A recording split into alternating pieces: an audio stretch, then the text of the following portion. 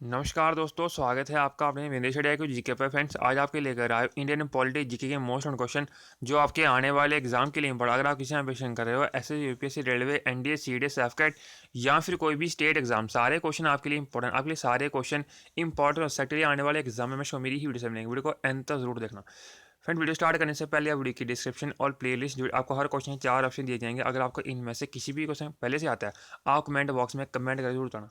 Friends, के मैंने already 5 parts करवा दिए हैं। अगर आपने नहीं देखे हैं, प्लीज़ जाकर देखना, आपके एग्जाम के लिए काफ़ी यूजफुल होंगे। तो स्टार्ट कर लेते हैं। फर्स्ट क्वेश्चन है, the national flag of India is design by. Option are Subhash Chandra Bose, option B Mahatma Gandhi, option C Jawaharlal Nehru and option D Pingali Venkayya. Friends, question basically ये पूछा गया था कि जो इंडिया का नेशनल फ्लैग है ना, उसको डिज़ाइन किसने करा है। आपको 4 ऑप्शन दिए गए थे, Subhash Chandra Bose, option B Mahatma Gandhi, option C Jawaharlal Nehru and option D Pingali Venkayya. अगर आपको इसका आंसर आता है कमेंट बॉक्स में लिखते हो।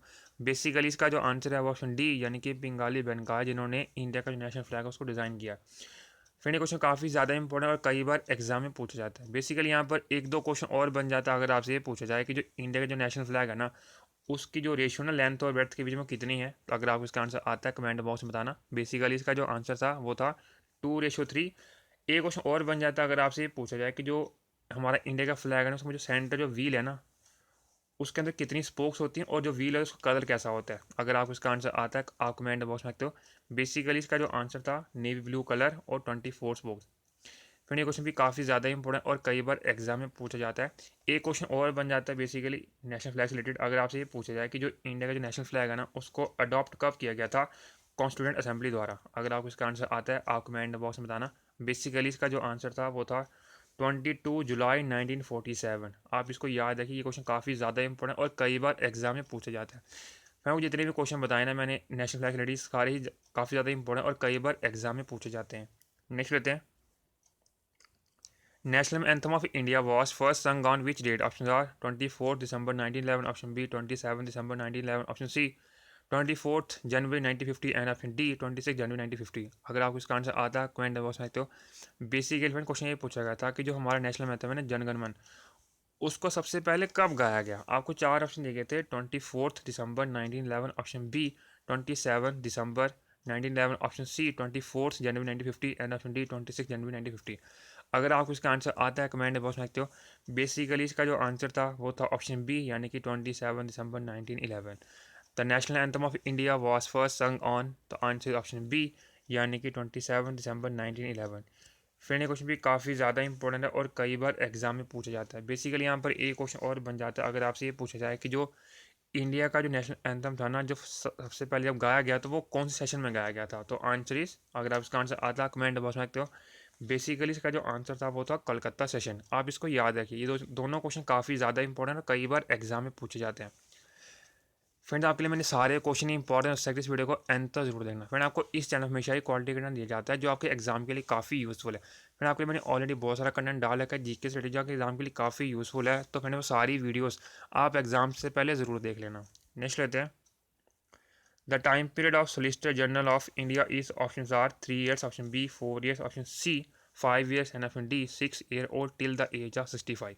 फ्रेंड्स, क्वेश्चन भी इसी के लिए पूछा गया था कि जो सोलिसिटर जनरल ऑफ इंडिया होते हैं उनका जो टाइम पीरियड है वो कितने साल का होता है। आपको 4 ऑप्शन दिए थे, 3 years, option B 4 years, option C 5 years and option D 6 year और टिल द एज ऑफ 65। अगर आपको इसका आंसर आता है आप कमेंट बॉक्स सकते हो। बेसिकली इसका जो आंसर था वो था ऑप्शन ए यानी कि 3 years। The time period of solicitor general of India is, तो आंसर ऑप्शन ए यानी कि 3 years। फिर क्वेश्चन भी काफ़ी ज़्यादा इंपॉर्टेंट है, कई बार एग्जाम में पूछा जाता है। नेक्स्ट लेते हैं, who is the highest law officer in the state. Option are attorney general, option B solicitor general, option C advocate general and option D governor. Friends, question भी इसी के लिए पूछा गया था कि जो कोई स्टेट, अगर इंडिया कोई भी स्टेट है उसमें जो सबसे हाईएस्ट लॉ ऑफिसर होता है वो कौन होता है। आपको 4 ऑप्शन दिए गए थे, attorney general, option B solicitor general, option C advocate general and option D governor. अगर आपको इसका आंसर आता है आप कमेंट बॉक्स में लिखते हो। बेसिकली इसका जो आंसर था वो था ऑप्शन सी यानी कि advocate general is the highest law officer in the state. Friend, ये क्वेश्चन भी काफ़ी ज़्यादा इंपॉर्टेंट है, कई बार एग्जाम में पूछा जाता है। बेसिकली यहाँ पर एक क्वेश्चन और बन जाता है अगर आपसे ये पूछा जाए कि जो हाईएस्ट लॉ ऑफिसर कंट्री में कौन होता है। अगर आपको इसका आंसर आता है कमेंट बॉक्स में लिखते हो।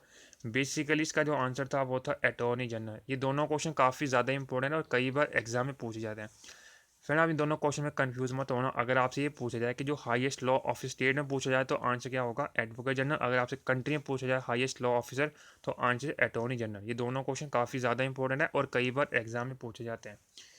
नेक्स्ट लेते हैं, which are the following union territory have their own high court. Option are Delhi, option Delhi only, option B Jammu and Kashmir and Ladakh, option C Ladakh and Delhi only, and option D Delhi and Jammu and Kashmir only. अगर आपको इसका answer आता है comment box में लिखते हो। Basically मैंने question ये पूछा गया था कि इंडिया में ऐसी कौन सी यूनियन टेरिटरीज है जिनका खुद का हाई कोर्ट है। आपको 4 ऑप्शन दिए गए थे, Delhi only, option B Jammu and Kashmir and Ladakh, option C Ladakh and Delhi, and option D Delhi and Jammu and Kashmir only. अगर आपको इसका आंसर आता है आप कमेंट बॉक्स में लिखते हो। बेसिकली इसका जो आंसर था वो था ऑप्शन डी, यानी कि Delhi and Jammu and Kashmir only. The union territory which have their own high court, तो आंसर ऑप्शन डी, यानी कि Delhi and Jammu and Kashmir only. ये क्वेश्चन भी काफ़ी ज़्यादा इंपॉर्टेंट, कई बार एग्जाम में पूछा जाता है। फ्रेंड्स अगर आपको ये कंटेंट अच्छा लगा तो इस वीडियो को लाइक और मिनिमम 10 फ्रेंड शेयर जरूर करिएगा।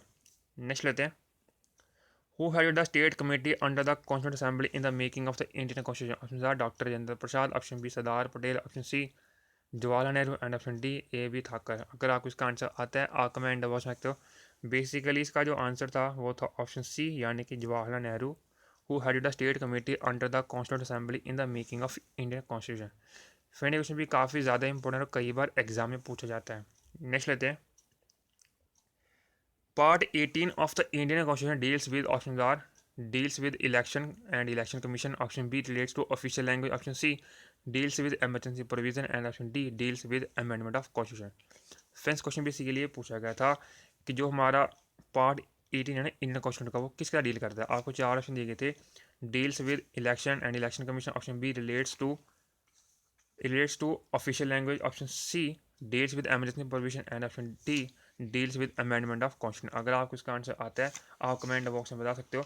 बेसिकली इसका जो आंसर था वो था ऑप्शन सी, यानी कि deals with emergency provision.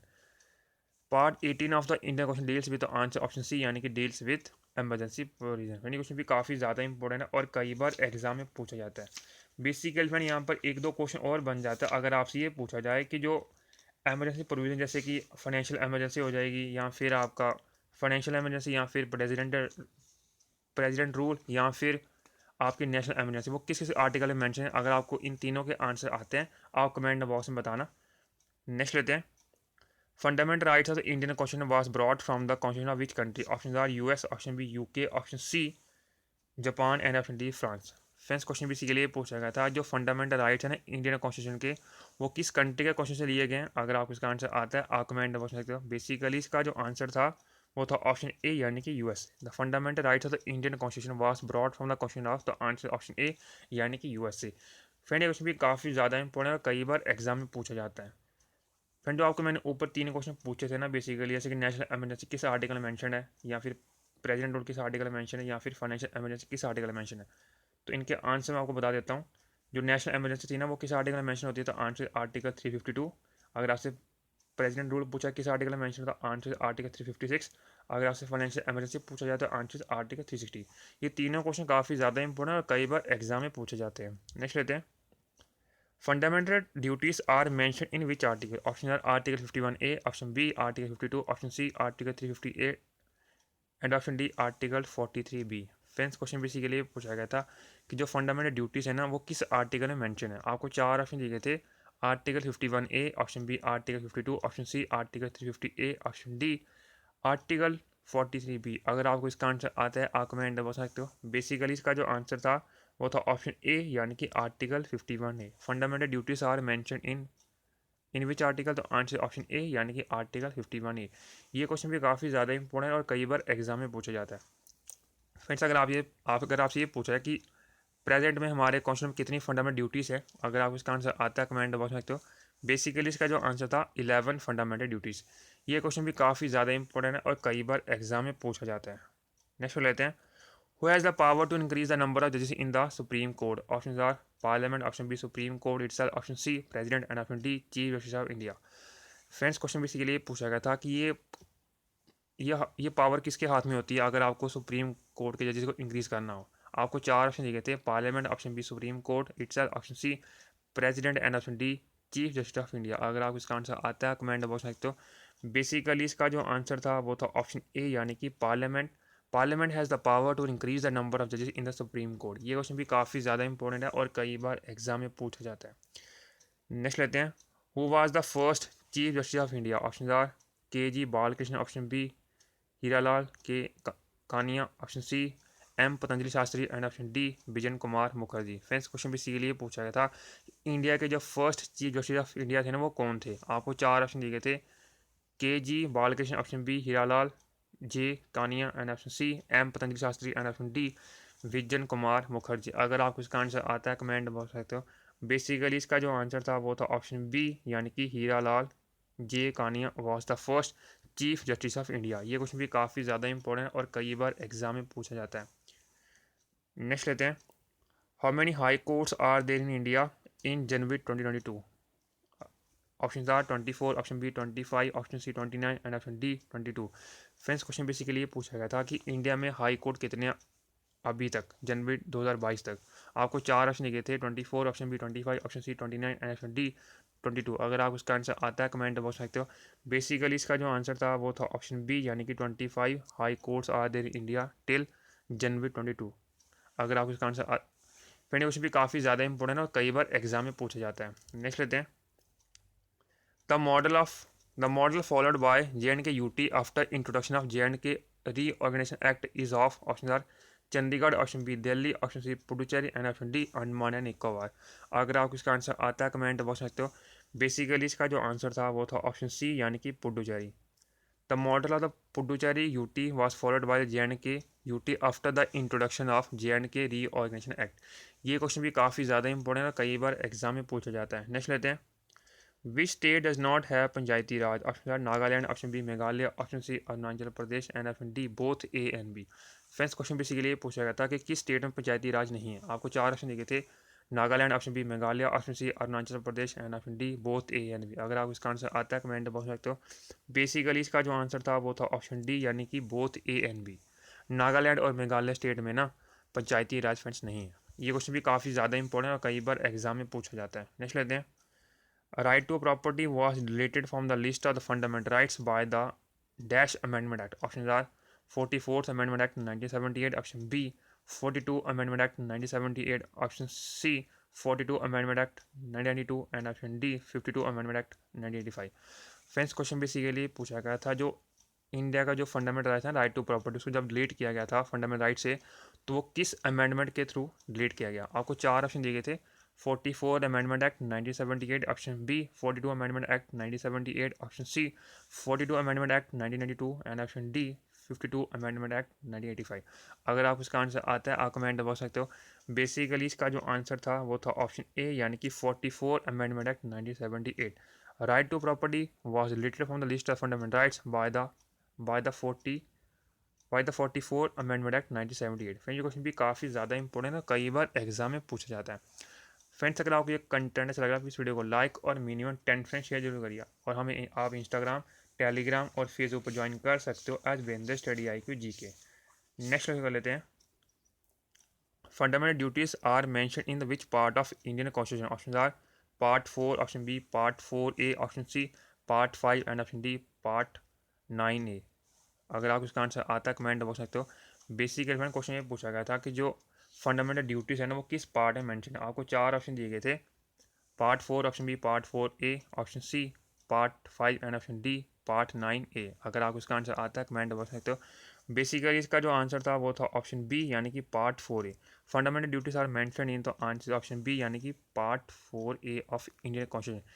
Friend question भी काफ़ी ज़्यादा इंपॉर्टेंट है, कई बार एग्जाम में पूछा जाता है। नेक्स्ट लेते हैं, the tenth schedule of the Indian Constitution of India relates to, options are municipal committee, option B Panchayati Raj, option C the state and union territory and option D the anti-defection law।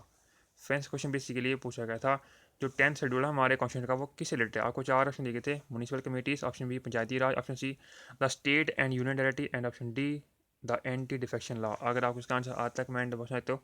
Basically इसका जो answer था वो था option D, यानी कि anti defection law. The 10th schedule of the Indian constitution is related to the answer option D, यानी कि the anti defection law. ये क्वेश्चन भी काफ़ी ज़्यादा इंपॉर्टेंट है और कई बार एग्जाम में पूछा जाता है। नेक्स्ट लेते हैं, The state and the central government derive power from option A, the Constitution of India, option B, the President of India, option C, the Prime Minister of India, and option D, the Parliament. Friends question basically पूछा गया था जो centre और state government है उसको power कहाँ से मिलती है। आपको चार ऑप्शन दिए थे, the constitution of India, option be the president of India, option C the prime minister of India and option D the parliament. अगर आपको इसका आंसर आता है आप कमेंट बता सकते हो।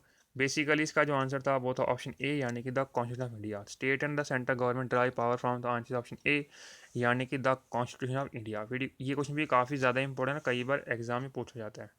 नेक्स्ट लेते हैं, English is the official language of which of the following state? Options are Manipur, option B Nagaland, option C Karnataka and option D Andhra Pradesh. Friends question इसीलिए पूछा गया था कि जो इंग्लिश है ना वो किस स्टेट की ऑफिशियल लैंग्वेज। आपको चार ऑप्शन दिए थे, Manipur, option B Nagaland, option C Karnataka and option D Andhra Pradesh. अगर आपको इसका आंसर आता है आप कमेंट बॉक्स में सकते हो। बेसिकली इसका जो आंसर था वो था ऑप्शन बी यानी कि Nagaland. English is the official language of, तो आंसर ऑप्शन बी यानी कि नागालैंड स्टेट। ये क्वेश्चन भी काफ़ी ज़्यादा इंपॉर्टेंट है और कई बार एग्जाम में पूछा जाता है। फिर यहाँ पर आपको मैं एक ऑप्शन दे रहा हूँ, आपने क्या करना है, जितने भी आपको चार स्टेट देखी है ना इनकी जो कैपिटल आपको कमेंट बॉक्स में कमेंट करके बतानी है। Last question, two party system is found in option Russia, option B USA, option C India and option D France. Friends question भी इसी के लिए पूछा गया था कि जो टू पार्टी सिस्टम होते हैं जिसमें दो ही पार्टी होती हैं वो किस कंट्री में। आपको चार ऑप्शन दिए थे, Russia, option B USA, option C India and option D France. अगर आपको इसका आंसर आता है आप कमेंट बता सकते हो।